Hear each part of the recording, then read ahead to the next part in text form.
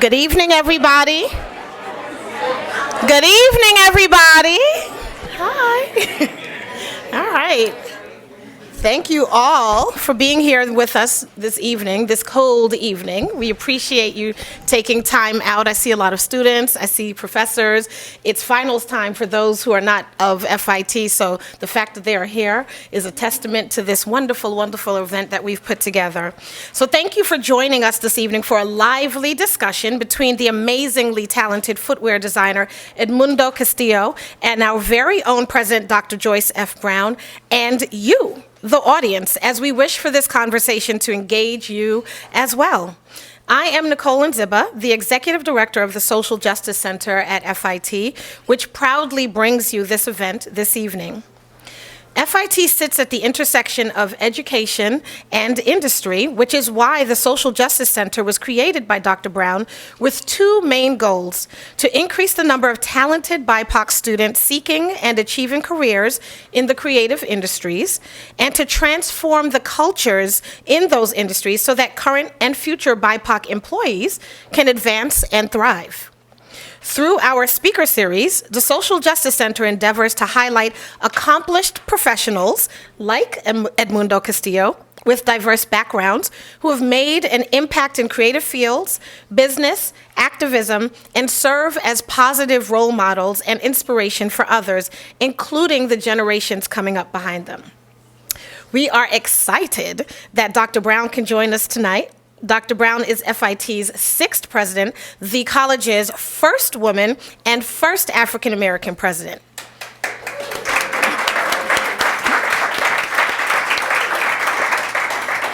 She is a highly regarded educator who brings more than 40 years of experience in higher education. During her 25-year tenure at FIT, Dr. Brown transformed the college by building the faculty ranks, increasing technology, improving student services, and implementing groundbreaking initiatives in innovation, diversity, and sustainability. At this time, I'd like to invite up Sarah Mullins, who is an associate professor and the assistant chair of footwear and accessories design in our School of Art and Design. Welcome, Sarah.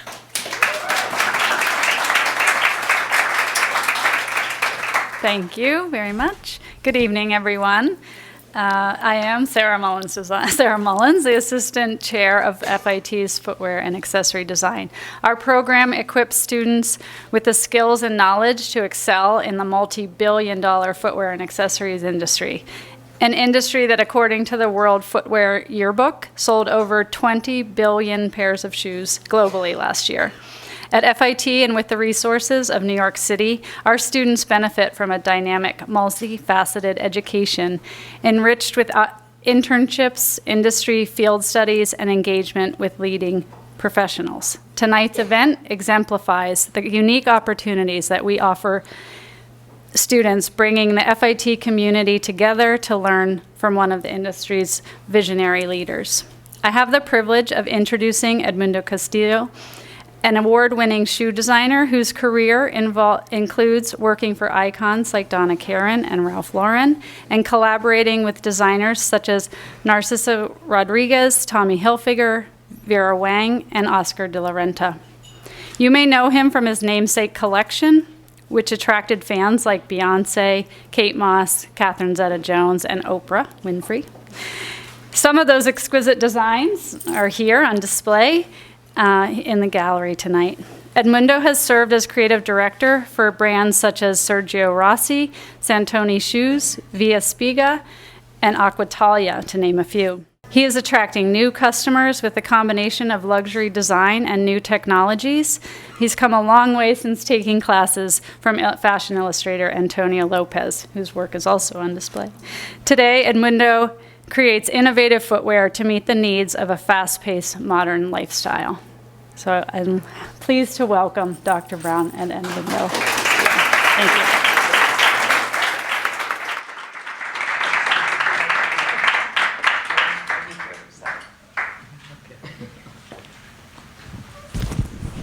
I wanted to give him his best side. So, Edmundo, welcome. Thank you. This is a big honor. Oh, we're delighted. As you see, you've generated a lot of interest and you have a lot of fans. Thank you. Thank you all for coming. This is really, really a big honor. So we want to have a conversation, and we want to leave enough time for the audience to interact and be able to ask questions Of course. and make comments. But we all want to share and learn more about what it takes, really, to develop a successful career as a creative. We've got 8,000 creative students here, all of whom are really hoping to follow in your footsteps. With shoes, with clothes, with Of course. art. Of course. We're all encompassing creatives here. So let's get started. Let me just say a little bit about your background. You grew up in Puerto Rico, surrounded by aunts and sisters and shoes. Women. Women. Big influence. Women and shoes. Literally. And you came to recognize that passion about shoes and love of shoes very early. And you've been known to say wonderful things about shoes, like shoes are makeup for the feet. I love that. And you're energized by the beauty and the form and the transformative power of shoes, something I understand perfectly. And that shoes are mood changers, and they should make you feel fabulous. Yes. I love it. You've really captured exactly how we all feel. So let's talk a little bit about that inspiration and creativity and what it feels like to be inspired by shoes. As far as I can remember, I was always in charge of my shoes. I would not allow my mother to pick the shoes for me. If she came with a pair of shoes that I had been consulted before, I would not wear the shoes unless I like them. You were like 5 years old by then, right? It was before school. It was even before school. But I do, the farthest memory that I have is my sisters in a fight over a pair of shoes that one was wearing. And they were going somewhere early in the morning, and one of my sisters was yelling at her saying, "You're not getting in my car wearing those shoes." And then in the family reunions, there was all these shoe conversations. Every time that they came, they happened to be, many of them in my house, Thanksgiving, Christmas, New Year's Eve. It was a big family. My mother had 10 sisters. Oh my God. And I have 3 sisters. And it just so happened that most of my cousins are also female. So shoes there was a lot of comparison of shoes. There was a lot of opinions about shoes. And I remember also thinking, not those shoes. or those shoes. I remember my sister having a job at a department store in Puerto Rico during Christmas, and I remember her walking out wearing the shoes that I thought she looked the best in, and her coming back and saying, "I'm not wearing these shoes ever again because they're killing me," and me getting upset about it, but in silence. Like I was maybe 5, 6 years old, so. But there was something about shoes that I felt when I wore them. When I wore the shoes that I loved, I felt possessed by them. And it didn't matter if it was to play. It wasn't about going out, going to a family event or a wedding or anything like that. It was my sneakers. It was what I chose. It was what I felt was speaking through me. And that without thinking about the power of shoes and what it does to how it enhances that thing that you want to feel. Yeah. Well, you've also said that you wanted to create trends. You didn't want to follow trends. So, in your career, you've been a risk taker. You've been, a visionary. And you're known for the technical perfection and the flattering silhouette. So what does that feel like when you know you've got it just right? when you with the shoe? It's always a conversation with the foot model, and also what I observe when I see her walking. I ask her to take a walk. I want to see how she's standing. I want her to tell me every single detail of what she's feeling, and how she's feeling also emotionally about the shoe. Would you wear that shoe? For what would you wear that shoe? Mm-hmm. Sometimes I just observe how she reacts when she puts the shoe on. But the more I have been doing this, it is how the shoe feels first, more than how the shoe looks second. When the shoe feels comfortable, and I'm not talking about comfort shoes. We're talking about designer shoes. Right. Two different things, clear. Guys. I'm not talking about comfort shoes. I'm talking when it's a shoe that you want to try on because you have to try it on, and that shoe feels great. That is, I have to have it, Mom. Exactly. That's when the credit cards come out. Right. And it's a shoe that also, having worked, when I came to New York, I worked in shoe stores because I wanted to get more than just my family emotional opinions about shoes. I wanted to hear other things. And by then I was fascinated about the psychology of shoes when I came to New York. So hearing women talk, friends going to shop together, comparing opinions and all of that I never took anything lightly. I always absorbed any exciting comment that I could connected. hear. You had a real connection to it, obviously. But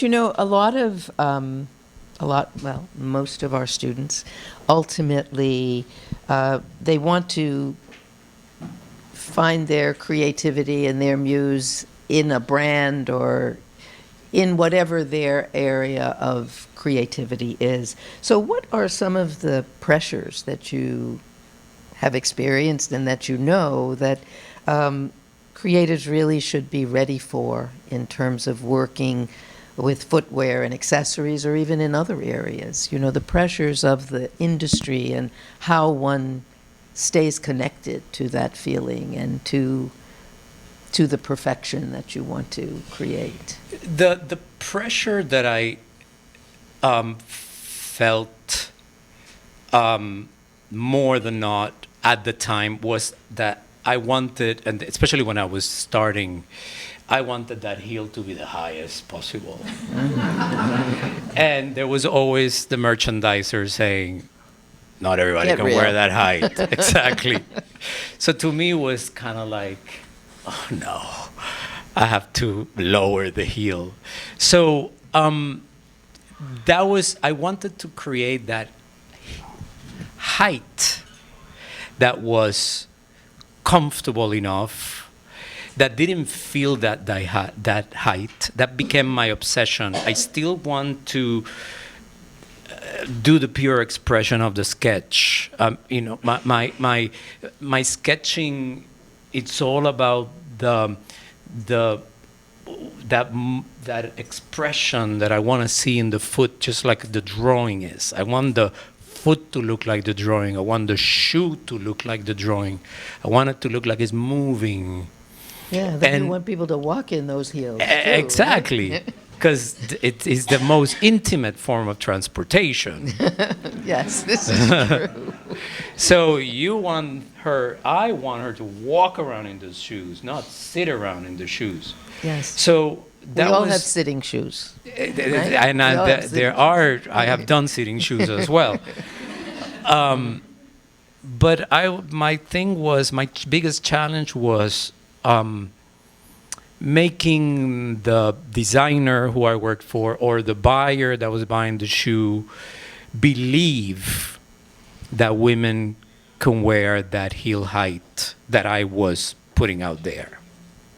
That she was going to feel comfortable enough in them. So that was more than the design of the shoes. At some point was the fit of the shoes that I was. And coming from being brought up by Donna Karan, who was all about fit, it was the perfect place for me to learn about fit and share her obsessions. And you needed a friend who could model those shoes for the buyer and show that you could really walk in those shoes. I wasn't yet at that time I was more in my learning process. And so I was trying to learn from the model as well in the showroom. Yeah. How did it But when feel? I started my brand, I made sure that the model could also speak and make, from her point of view, make the buyer understand What that it the felt shoe, like, how what it- it felt how it like, moved. and it worked. It worked. That's great. When you think about it and you work from brand to brand and you've had a lot of experience with, really names everyone knows, how do you hold on to the hallmark of your own brand in that creativity and in that execution? I've gone through different periods of hanging on to that. When I started my brand, I created this fantasy couple that they were beautiful, young, rich. They could buy anything they wanted. They could live whatever they wanted to live. And I designed for them. Okay. And they were always in a different mood, from living in a tent at a beach and making fabulous shoes of straw to living in a castle in Scotland and him hunting, and that boot outside is from something that he hunted, and he made her a gorgeous pair of shoes. So when I went to the first time that after I created my brand that I went to another brand, I was like, they're mine. I can't share them with anybody else.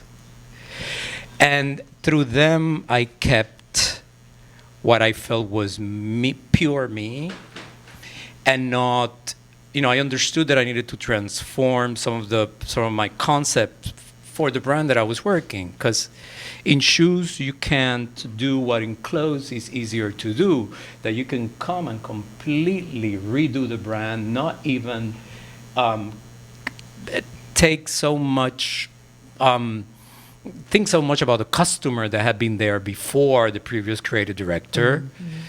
And it's a lot easier to do that in shoes. You can't abandon the customer of that brand, because it's hard to build the customer, much harder than a fashion designer. Yeah, I think. So I always focused on the brand that I was working off and what is it that I wanted to give her that was new and fresh for what I was asked to do, putting a touch of my sensibility, but not bringing my that couple into the game. Yeah. Most recently, after having been doing shoes for so many brands, one after the other, after I stopped my brand, I kind of lost them. I don't know where they are.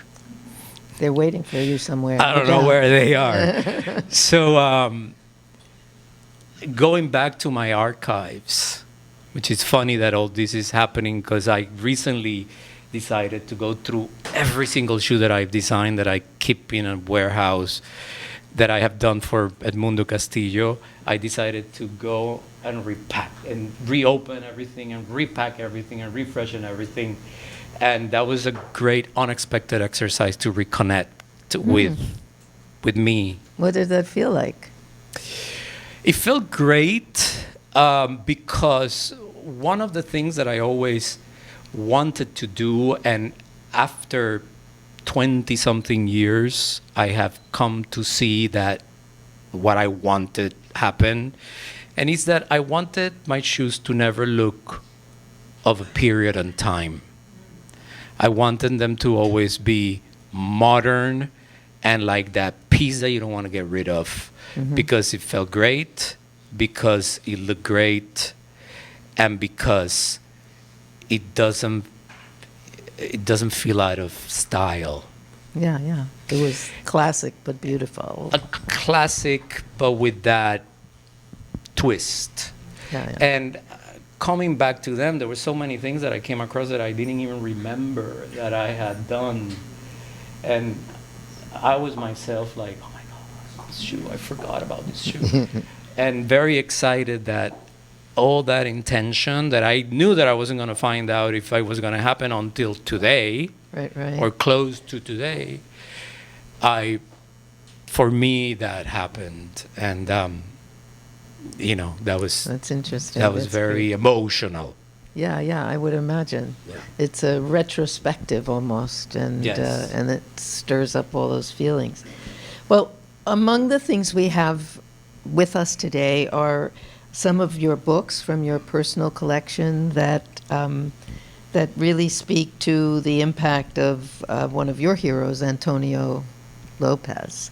And of course, he attended FIT as well, and we are very fortunate. We have much of his collection in our special collections area. So tell us about that, the inspiration that Antonio was for you, and what that was like. Before I decided to come to New York to study anything related to design, I was going to study. I was actually accepted in Embry-Riddle Aeronautical School. Say it again. Embry-Riddle, a university for aeronautics. Oh, okay. Wings, not shoes. No. I thought that doing something related to airplanes meant that I could travel the world. And I used to, any illustration of Antonio that I saw in a magazine, I used to put it on my walls. There was something about those sketches that to me was like that je ne sais quoi that shoes do to you. When I would look at illustrations, I would see what he was illustrating, but there was a magic to them that it was Jumped off the unique. page, That it was almost like a drug. I was always going through magazines, looking, and my walls were covered with them. And there was this signature Antonio. I had no idea who Antonio was. I only knew his name was Antonio. I didn't know he was from Puerto Rico. I didn't know his last name was Lopez. There was no Google. I'm talking about Right. it was the 80s. It was the early 80s. Prehistoric times, yes. But this Antonio thing gave me this thing that I couldn't help but look for more and more and more, and His work explore was so more of it. gorgeous, yeah. And I was doing the invitations for the wedding of a friend that I was asked to do in calligraphy the envelopes. Because I was always drawing, I was always doing things, and my parents would celebrate any line that I threw that looked things like, oh, that looks great. And also, I came from a family of artists and painters and musicians, so creativity was very much encouraged. Yeah. And when I finished 400 invitations, my friend said to me, I don't know why you're going to go to that aeronautical school. You are an artist. You are a creative person. You need to do something creative. So by then, it was a bit of a problem because I was a couple of months away to have to be in the university, and everything was set up for me to go. But there was a Boy George concert that I was going to miss. In Puerto Rico. Long story short, I went to the concert, and I ended up in Altos de Chavon School of Design. And the first thing that was in the bulletin board was Antonio, sign up for the Antonio Lopez workshop. And I was like, wait a second, who is this guy? And they explained to me who he was, I was kind of like suspecting that was Antonio, and it was Antonio. So Antonio came. By then, I decided that I wanted to do fashion illustration, because although I was obsessed with shoes wasn't something that I thought about doing. Right. I didn't have enough information to know that I could be a shoe designer. Yeah.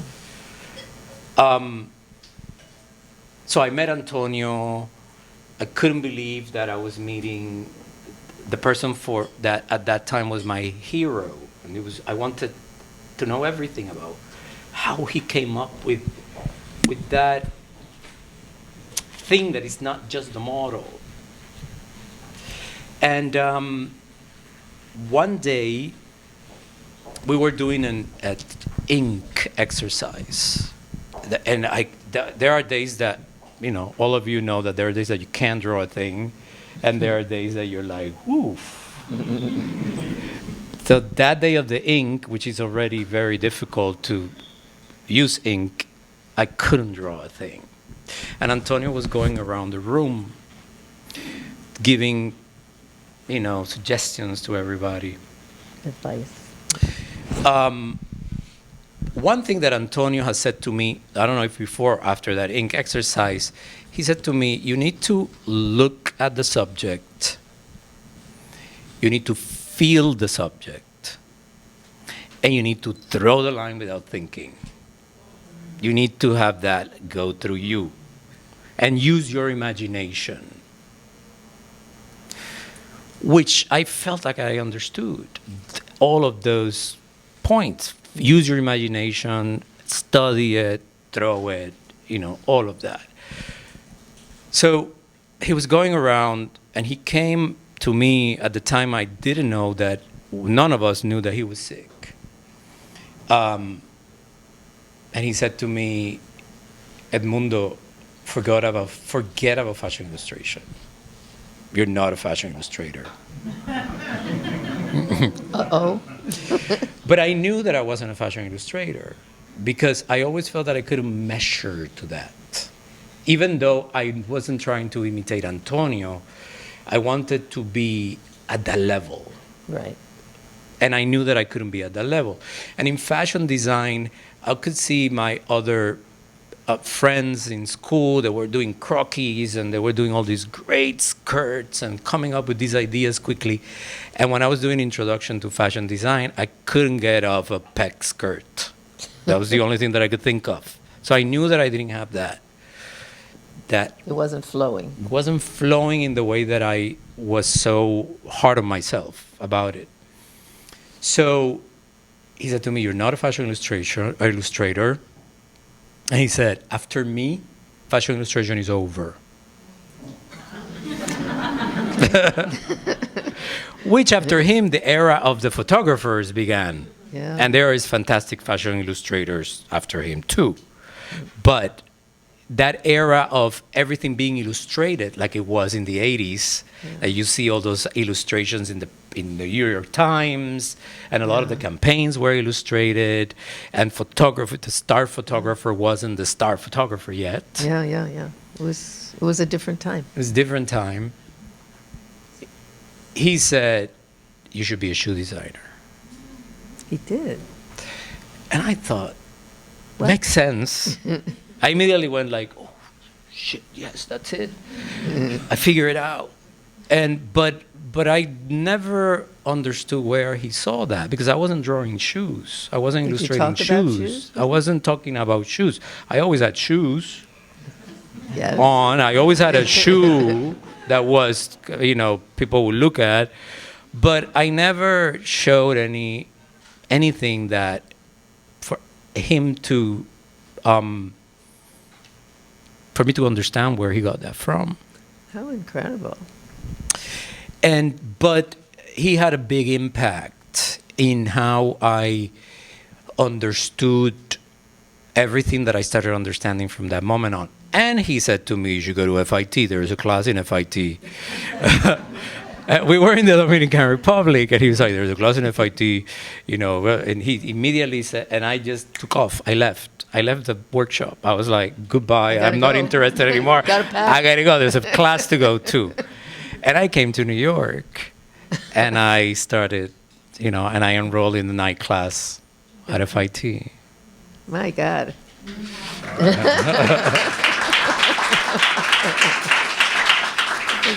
Absolutely serendipitous. Decades later, that thing about where did you see the shoe designer thing, for those of you that have seen the documentary of Antonio Lopez, which I think that everybody should see, there is and I never, then he passed away. His memorial was in FIT. To me, that was, it was the first person that I knew that had died from AIDS, and that was, it was someone that became really close. He was my mentor while I was in New York. I used to go to his studio in Union Square and see him do those fabulous Norma Kamali illustrations and the models posing and all of that. And it was like couldn't believe that I was living that moment. But he was both Antonio and Juan were very caring, and they were always trying to guide me to meet the right people, to look at the things that I should get to know in New York, go and visit this, go and see that. And that thing about you should be a shoe designer stayed with me until I saw the documentary, where there was a model that says, Antonio used to love to tell people what to do. And people followed and did it. Well, good, he told What you the people right didn't thing. what people didn't know, she says, is that Antonio was the son of a psychic.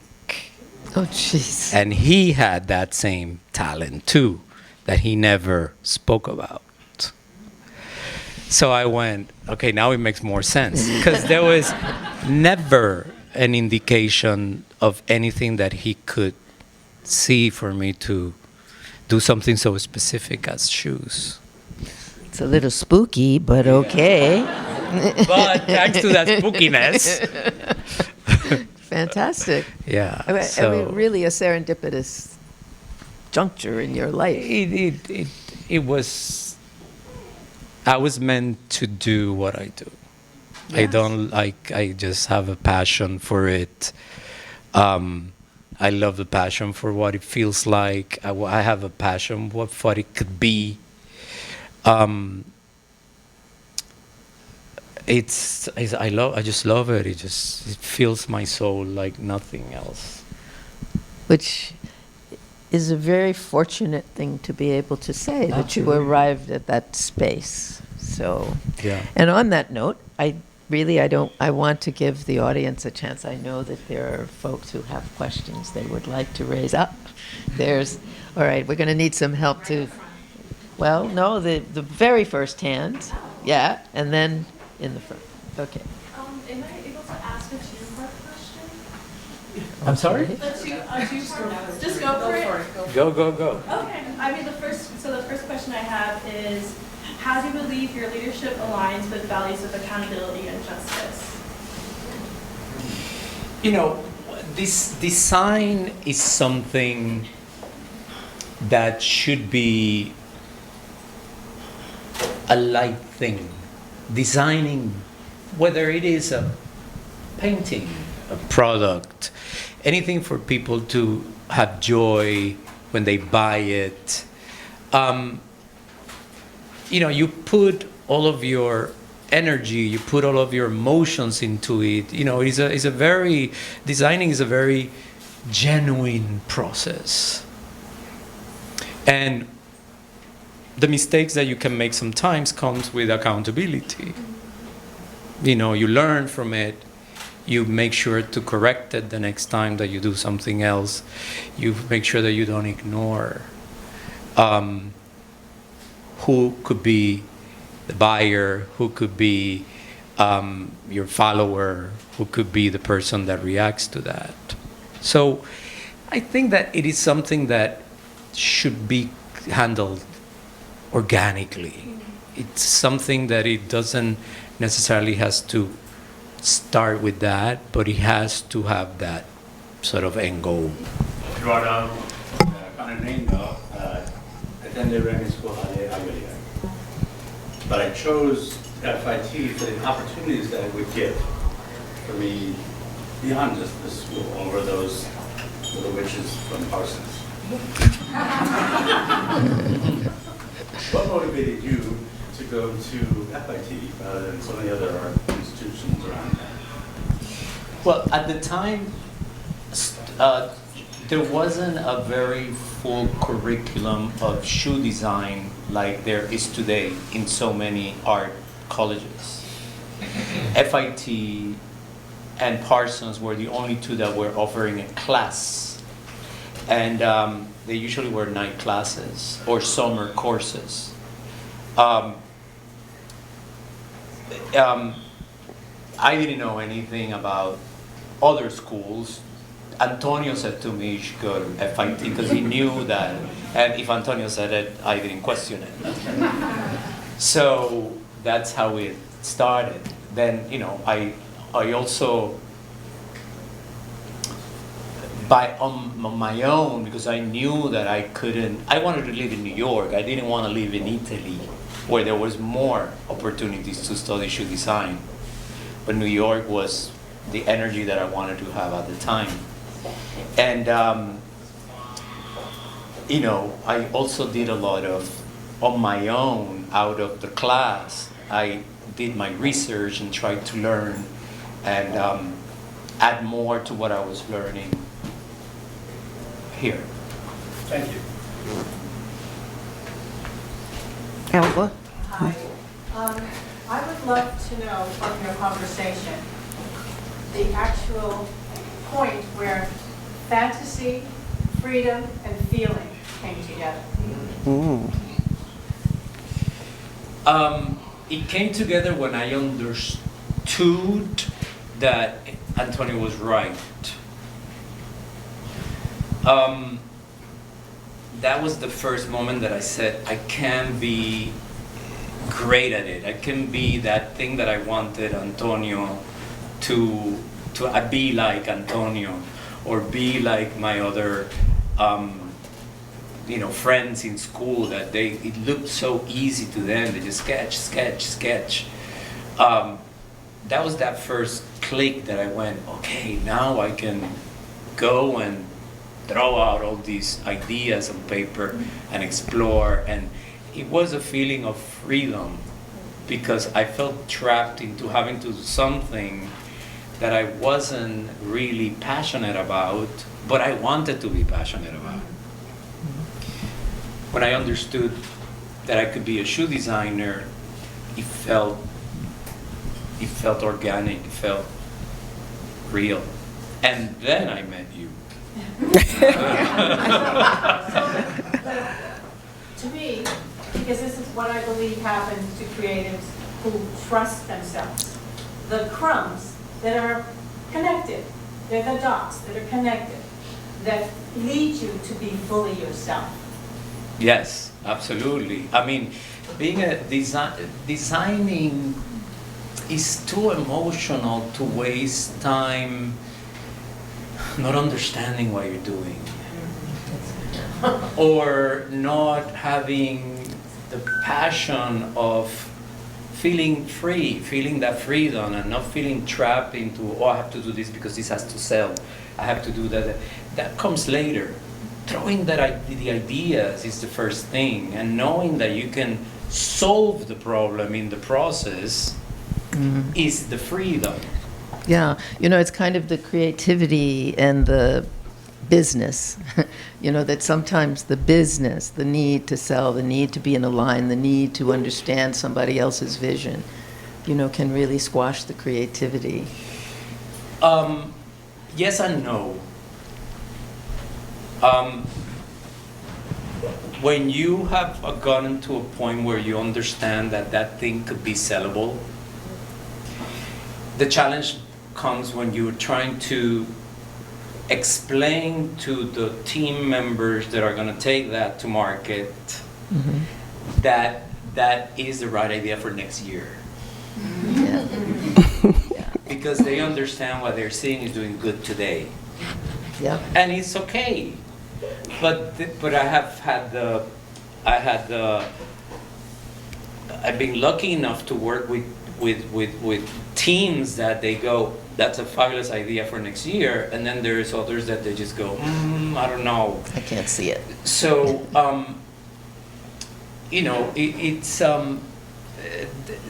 in the meantime, you start tweaking, and you can get to the end of that with a real, you're proud of what you got to do, because it's good to also take suggestions when it's not your brand. You need to take suggestions, Right. and you need to get where the point is, because we all want the bonus at the end of the year.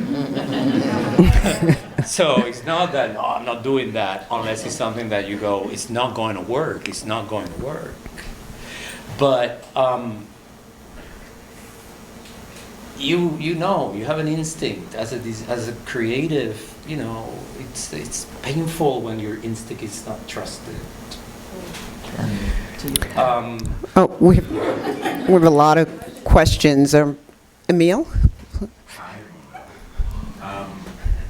I wonder, could you share with us, what is your creative process? Right? How do you go from the sketches to the actual shoes?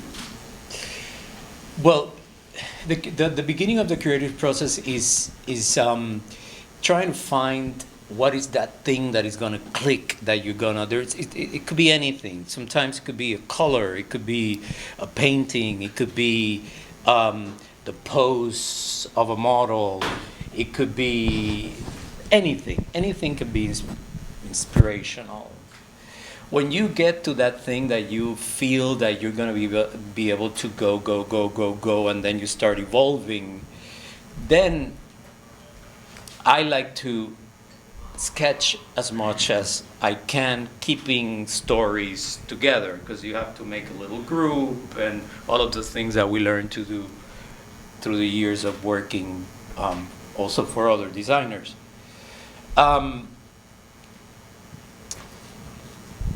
Then it doesn't always come out as beautiful as you envision it. Or not always that strap that you hook to that other strap functions. And there is one sketch, there's that shoe in the at the entrance that has the wedge and it's all covered in crystals. If you see the sketch and the shoe are different, because when I did the first prototype, like the sketch, it was gapping. So I needed to change the mechanism so that I could keep the idea that I wanted, but it needed to work, it needed to pull, it needed to hook, it needed to do all those things. So there are shoes that you look at and you just go out. You don't go into the second proto. But there are shoes that don't work, and you see that proto and you go, I need to make it work. And you make it work. And then many times it turns into a whole other thing. Sometimes it turns into a whole other things. But for me, getting that the soul that I wanted that shoe to have, I make sure that I figure out how to make it happen. And it takes sometimes 3-4 prototypes when you want to make it work. So don't give up the idea. If you believe in it, if you love it, keep on working on it and making it be what you want it to be. Okay. Josh? Hello.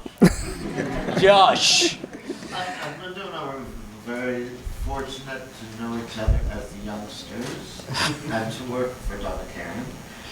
But you mentioned her before, and I wanted you to say a bit more about what you said about earlier. You said Donna was fit.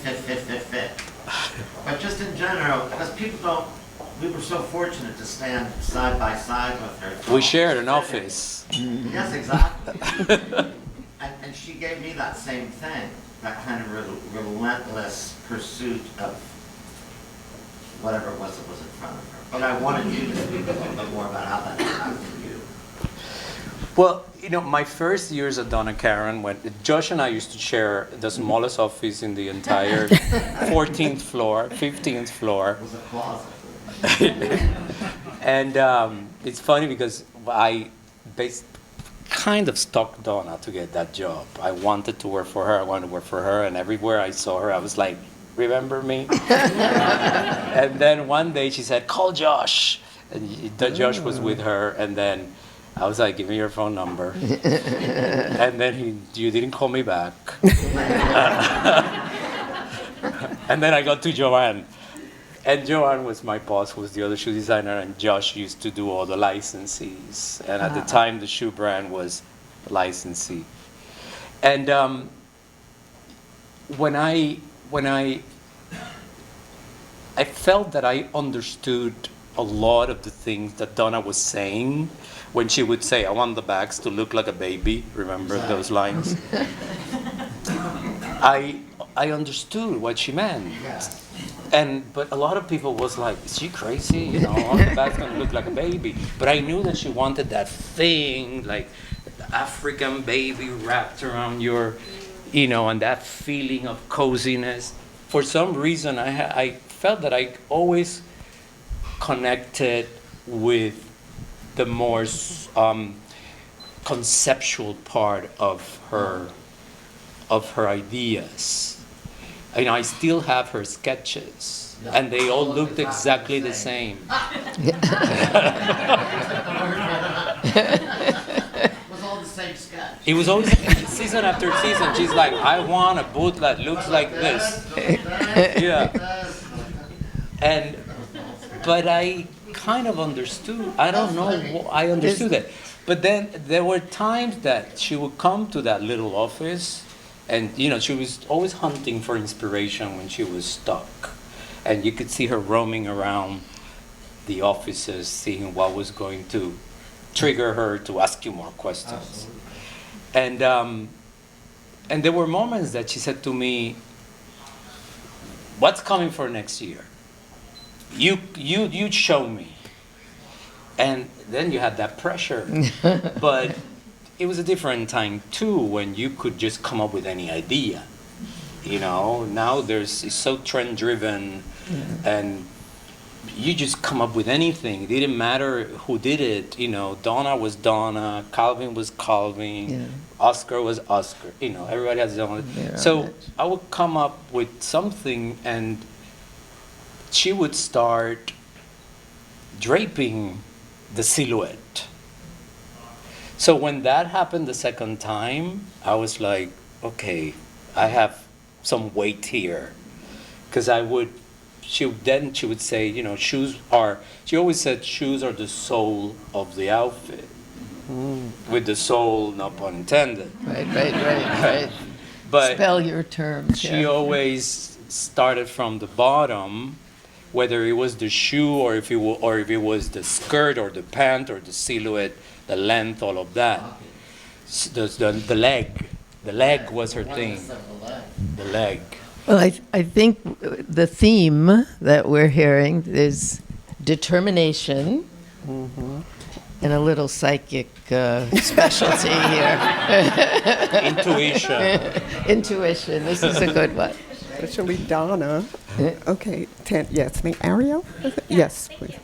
I love what you said about making things that are not of a time. I think that's a really hard thing to hit and also find a market for and all of that. And it's a beautiful thing when you do find it. What to you is timeless? How would you define timeless?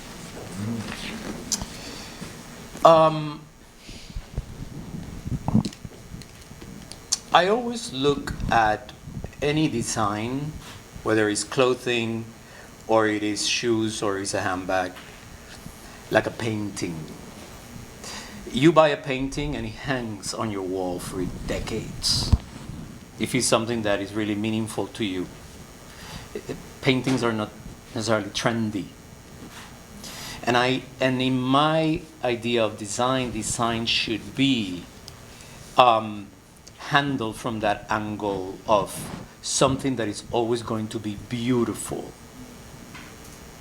So when designing shoes in particular, I look at those designers that do clothing that are timeless. The Japanese are the masters of that. Yamamoto, Comme des Garçons, and those that is more style than fashion. And I look at, there was a time that I was obsessed with how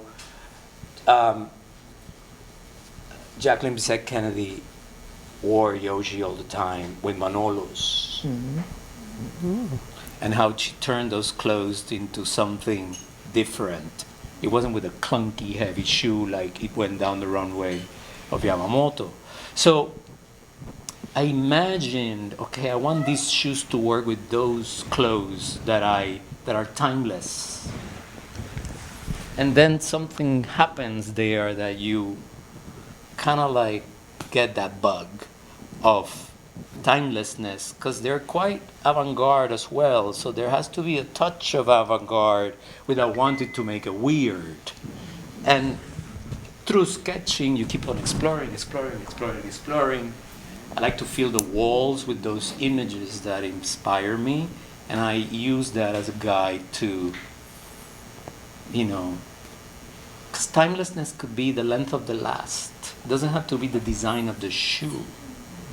Timelessness could be the shape of the heel, the shape of the last, and not as much as design. So once you have that figured out, then you have an easier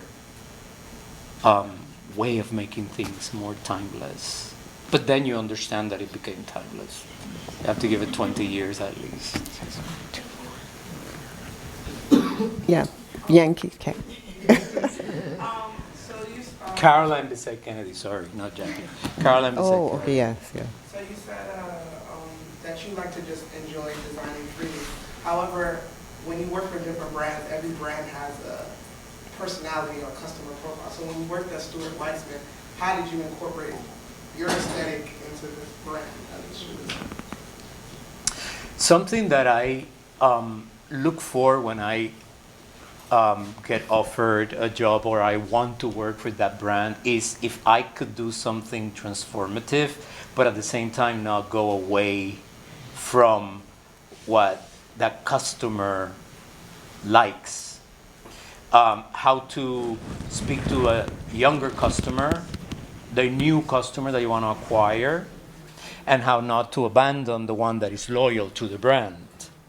So, it takes a few seasons for you to kind of like hook into it. You need to understand that you understand the brand, that you understand the core of why he made the shoes that he made. And the thing with Stuart Weitzman was comfort. And I'm a comfort-obsessed person. So there was a hook there. And, at the time, the idea was to acquire a new customer, a younger customer, freshen up the brand without going too far from what it had been for so many years. So there were the comfort part was already a given to me, and then tweaking things for all of those of you that are in shoe design. You know that if you put 3 millimeters more on a last, it looks like the Concorde compared to what it looked like before.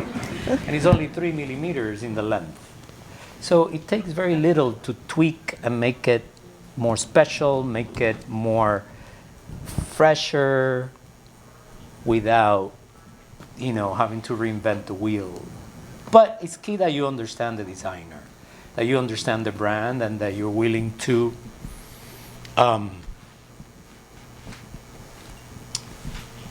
do something different that is not so different. Kind of like the dog that bites its own tail. We have time for 2 more questions. Ronaldo, and then this side we didn't get. I'm sorry. Yeah, stay after. Go ahead, Ronaldo. Hi, I'm Ronaldo Bernardi. Could you just reiterate how important sketching is?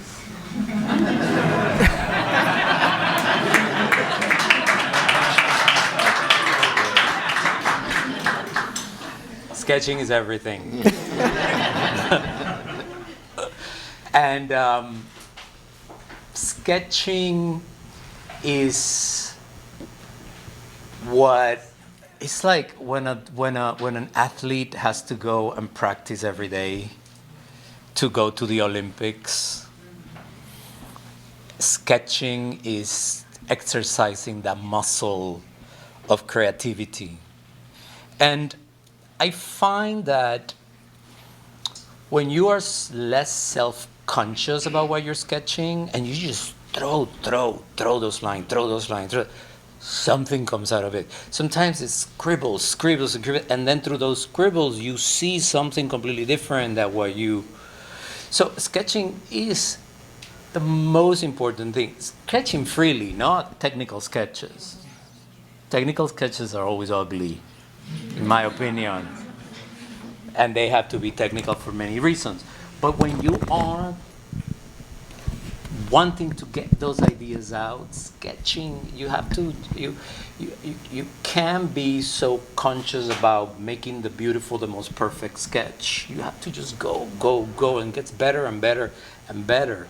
And that was my obsession in New York. I wanted to sketch because I saw Antonio drawing all the time, and I was like, I want to sketch, I want to do gouache, I want to do markers, I want to do watercolors. And I always found that in the classes, they wouldn't sketch enough. I wanted to sketch. I was like, I don't want to learn patterns. I want to sketch. And but sketching is key because that is like swimming for the Olympics. It's key. That's when you know that you're going somewhere.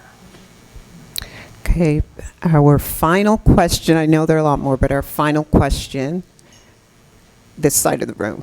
Okay, so when we talk about your time with Antonio Lopez, you talk about how, I know his family had psychics, but I'm curious because at this point in your career, where you understand the details, you understand so much of what you do, I relate to it as an FIT student, as an artist, but I'm curious, have you had your own Antonio Lopez experience where you look at different young artists and you're able to clock what you think they'd be able to do because of your experience? Well, you can tell when someone is not prepared for what they think that they want to do, which is different. That the Antonio thing is a particular sort of like thing. But you know, it's you can tell who's more seasoned than who has that thing more than others. But more than just the sketching or the creativity or anything like that is that relentless work ethic. That you go, okay, this person has it, is gonna get far, you know, is the work ethic, is the putting all the hours that you need to put without, and always being excited about it. It doesn't matter if you are working until 11, 2, 3, 4. At Donna, we worked for weeks until 4 a.m. And to me, it was I was so grateful that I could do that every day of the week, 7 days a week. There was never and I had to do expense reports, and I had to do the expense reports of my boss too.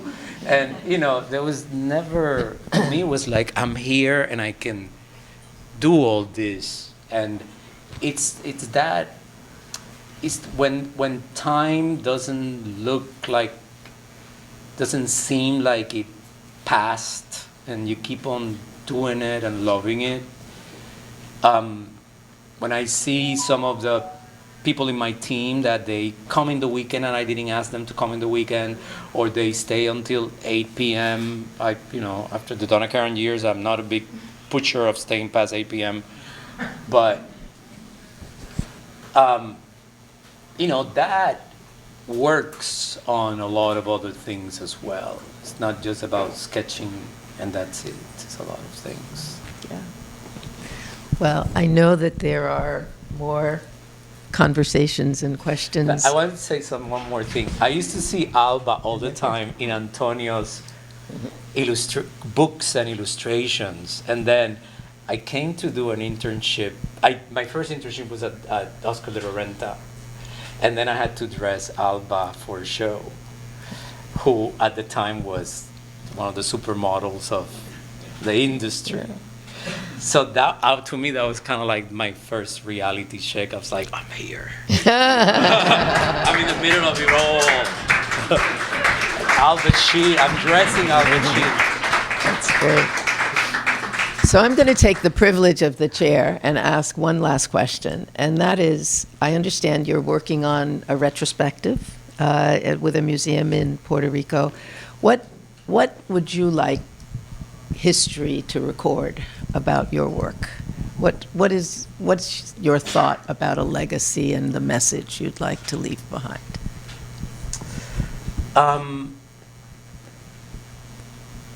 Shoes as art, the art of shoemaking.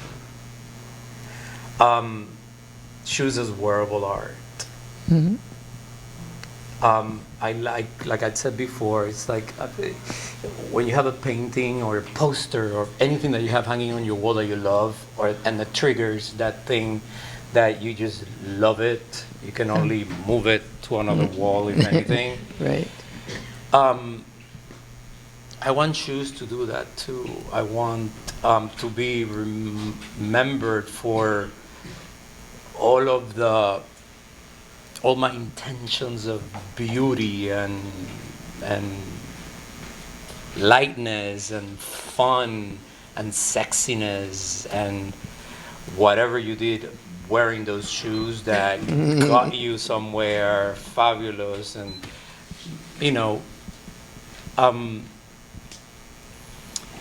I don't know, but at the same time you have to let people sort of like take it as they see it, take it as what they experience. Yeah, it speaks to them, speaks to people in different ways. So, it's mostly that, is the art of shoemaking, which is what I love the most, which is different than just making shoes. Absolutely. Thank you so much. This has been great.